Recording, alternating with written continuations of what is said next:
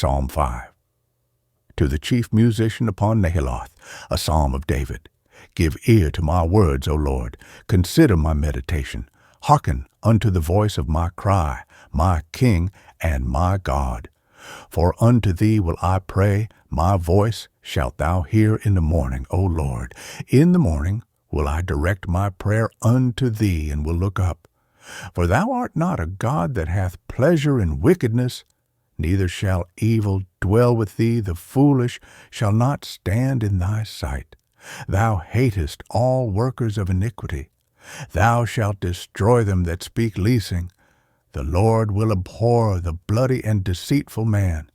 But as for me, I will come into thy house in the multitude of thy mercy.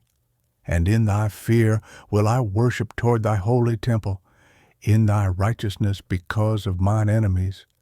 Make thy way straight before my face, for there is no faithfulness in their mouth.